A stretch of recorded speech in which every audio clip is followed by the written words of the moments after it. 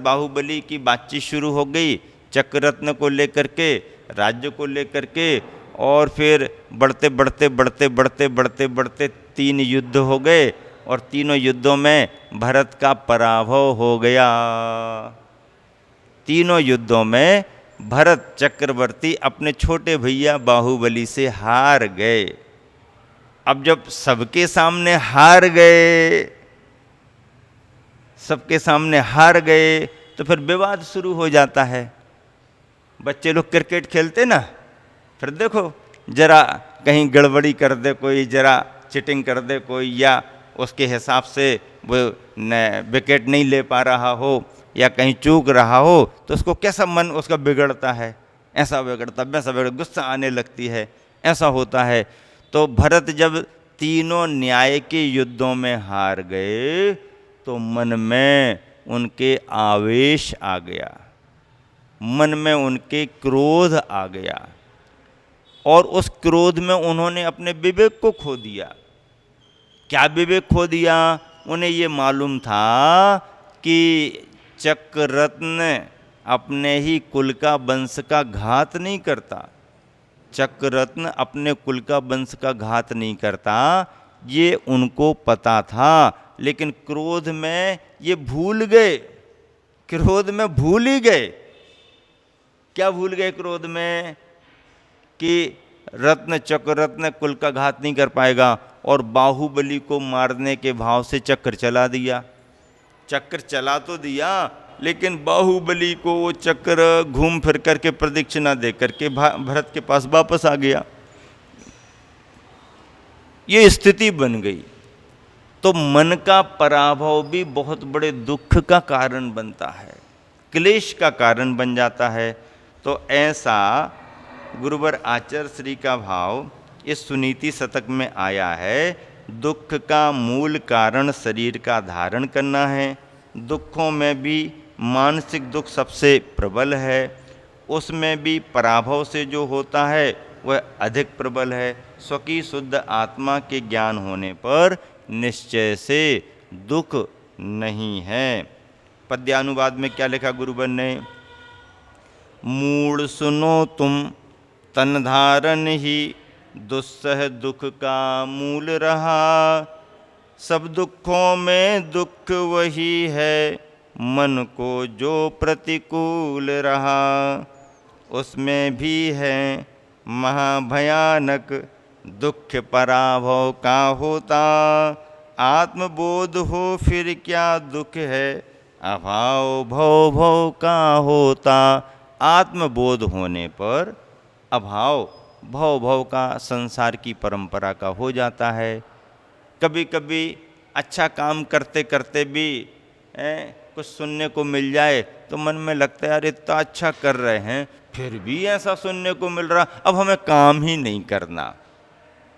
फिर मन करता है अरे ये तो संसार की रीति है, अपन अपना अच्छा कार्य कैसे छोड़ दो। अच्छा कार्य कैसे छोड़ें? अच्छा कार्य करने पर भी यदि कोई कुछ बुरा कहता है, ठीक है हमारा कोई पुराना कर्म होगा, आज हम अच्छा कर रहे हैं तो कभी ना कभी यश और प्रतिष्ठा तो मिलेगी ही मिलेगी। यश प्रतिष्ठा की अपेक्षा नहीं होती है, लेकिन अच्छे कार्यकर्ता को, काम करने वाले को यदि कोई अच्छाई न आके और बुराई वगैरह उसकी और बताना शुरू करे तो उसको लगता है इतना अच्छा काम करते करते भी ये सब लोग समझ नहीं रहे, इससे अच्छा काम ही करना बंद कर दो। अब ऐसे कोई कार्यकर्ता आ जाए तो महाराज समझाते नहीं नहीं अपन को अच्छे काम रुकना नहीं है। अच्छे कामों में तो ऐसा होता है, मंदिरों के काम, मूर्तियों के काम, जिनवानी के काम, समाज के काम सामान्य नहीं होते हैं। इनमें यश तुरंत मिल जाए कोई ज़रूरी नहीं है, लेकिन आपने अच्छा काम किया है और मन से काम किया है तो आपको पुण्य का आश्रय हुआ है, और वह पुण्य कहीं ना कहीं उदय में आएगा ही आएगा। अपने द्वारा बोया गया बीज, अच्छा बीज अच्छे समय पर अच्छी ज़मीन में अपन ने डाला है, फल मिलेगा ही मिलेगा, कहीं जाएगा नहीं। अपने गुरुवर आचार्य श्री कितने विश्वास से बात करते हैं, कितने विश्वास से बात करते हैं। नहीं, जो भी फल मिल रहा है कर्म का ही तो मिल रहा है, दूसरे के कर्म का थोड़ी मिलेगा। अशुभ कर्म का मिल रहा है तो भी अपन को समझना पड़ेगा, शुभ कर्म का मिल रहा है तो भी समझना पड़ेगा। अरे ज्ञानी, बड़े बड़े ज्ञानी गुरुओं को भी शुभ अशुभ कर्म आते रहते। शुभ तो सबको समझ में आता है, अशुभ कर्म भी जब आता है तो बड़े बड़े ज्ञानी गुरुओं को भी कर्म, तीर्थंकरों को नहीं छोड़ा तो मुनियों को कैसे छोड़ेंगे। फिर गृहस्थों की तो बात ही क्या है।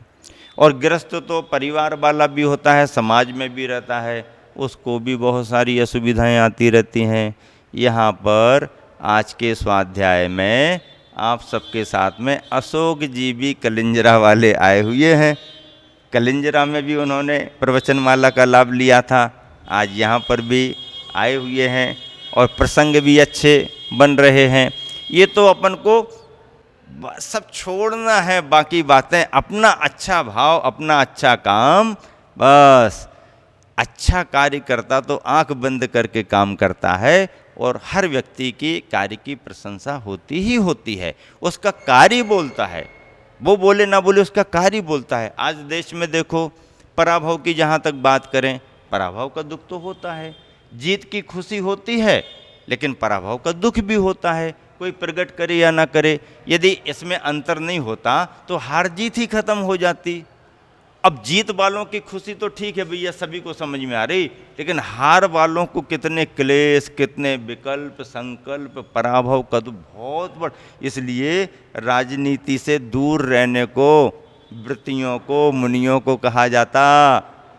अपन को इसमें ज़्यादा पढ़ना नहीं, क्योंकि अपन अच्छे के लिए तो प्रशंसा कर सकते हैं लेकिन उसकी अपेक्षा से दूसरों को भी बहुत क्लेश, बहुत विकल्प होते हैं। राजनीति इसी का तो नाम है। देश में चुनाव हो गए, रिजल्ट खुल गए, ठीक है, अब 10-10 लोग खड़े हैं, 2-2 लोग खड़े हैं, तो कोई जीतेगा कोई हारेगा, कोई जीतेगा कोई हारेगा, ये तो होता। लेकिन जीतने वाला तो जीत जाता है, फिर ठीक है, खुशी में तो सब सम्मिलित हो जाते हैं, लेकिन हारने वाले के विकल्पों को समझना बहुत कठिन होता है। अब उतने मतलब उस सेवा भाव से लोग आगे बढ़ते भी नहीं हैं। बहुत सारे लोगों में स्वार्थी भावना आती है तो देश सेवा तो एक तरफ रह जाती है, वो अपने स्वार्थों से जुड़ जाते हैं। पर उसमें भी कुछ भी हो, लेकिन पराभव का कष्ट तो होता ही होता है, पराभव का कष्ट तो होता ही होता है। और यदि मान लीजिए किसी को जीत और यश मिल रही है तो उसमें उसकी पुण्य प्रकृति काम भी करती है, पुण्य प्रकृति काम करती है, सामान्य बात नहीं है। लोगों का विश्वास जीतना, ये तो लोकतंत्र स्वतंत्रता है, इसमें कोई किसी को पकड़ करके थोड़ी बाध्य करता कि ऐसा ही करो ऐसा करो। अपना माहौल सब बनाते हैं, सब बनाते माहौल। अब माहौल तो मेहनत से बनता और भाग्य से भी बनता है। तो कहने का मतलब है ये भी पुण्य के योग से ही होते हैं। राजयोग जिनको रहते हैं उनके काम ऐसे ही बनते हैं, और राजयोग में जब गिरावट आना शुरू हो जाए तो धीरे धीरे काम बिगड़ने लगते हैं। राजयोग के सब काम होते हैं। तो जीत हार, लेकिन गुरुवर नीति कह रहे हैं कि कष्टों में मानसिक कष्ट बड़ा होता है और उसमें उससे भी बड़ा कष्ट पराभव का होता है। भरत को जीवन भर यश मिला, जय जयकार भरत चक्रवर्ती की जीवन भर रही, लेकिन बाहुबली से जो हार हो गई उसने कहानी बदल दी, पूरी कहानी बदल के रख दी। पूरी दुनिया में जय जयकार हो रही और घर में हार गए भरत भैया। अब घर में हार गए और पूरे संसार में जीत हो रही। 6 खंड के अधिपति जय हो सब लोग कर रहे और वे कह रहे बाहुबली ने हरा दिया।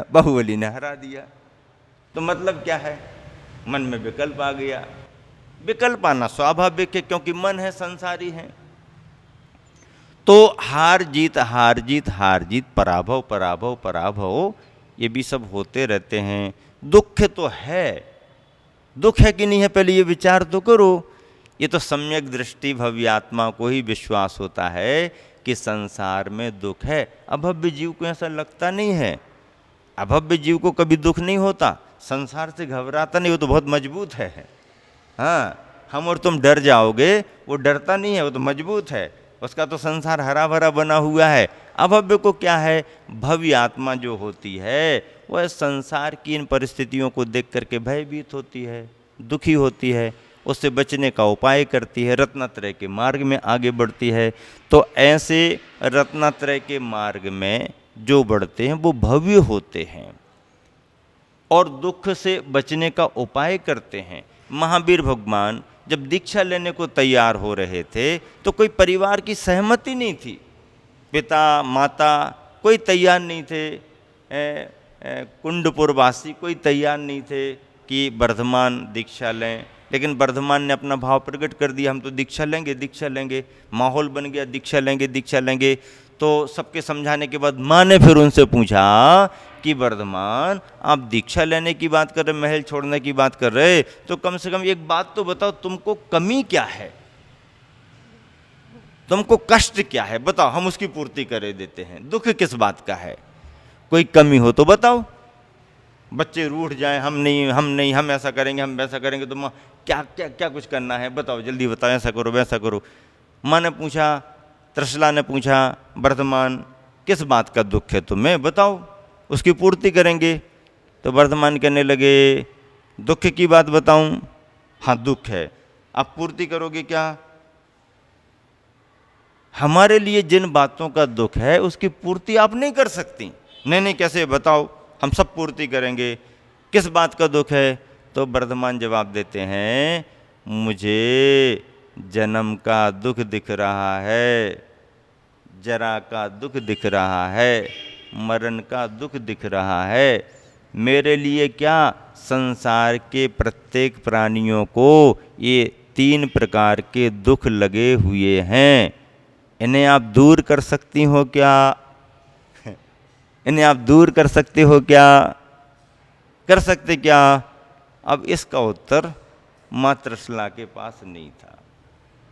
सनत कुमार चक्रवर्ती भी जब तपस्या करने को मुनि बन करके बैठे तो शरीर में बीमारी आ गई, और जो देव उनके शरीर की प्रशंसा करने को आया था, अब बीमारी की याद दिलाने के लिए वो वैद्य बन करके आ रहा, और जंगल में दवाई ले लो, दवाई ले लो, दवाई ले लो, दवाई ले लो, दवाई ले लो, दवाई ले लो, दवाई ले लो की बात कर रहे, दवाई ले लो की बात कर रहे।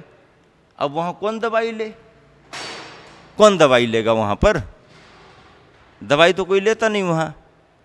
अब आजाहार चल रहा था, है, अब वो गली में से एक साइकिल वाला निकल रहा था, चौके वाले आ गए, बात आ गई चौके की। आहार चल रहा था, गली में से साइकिल वाला निकल रहा था, ले लो अचार पापड़, ले लो अचार पापड़, ले लो अचार पापड़। अब कौन चौका वाला बाहर आए यहाँ तो आहार चल रहा, ले लो अचार पापड़, और निकल गया।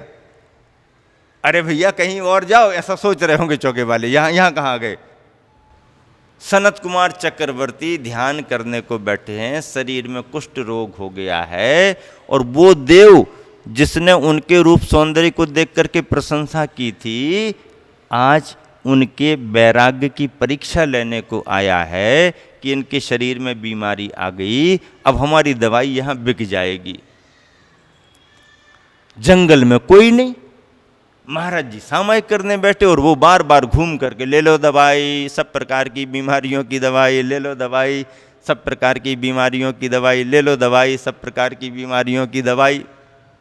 अरे अब बहुत देर सुनते सुनते महाराज जी ने अपनी सामायिक छोड़ी, बुलाया, इधर आओ, क्या करता है तू? दवाई बेचता हूँ, दवाई, सब प्रकार की दवाई। आपके शरीर में भी तो कुछ बीमारी दिख रही है, आप इसकी दवाई ले लो।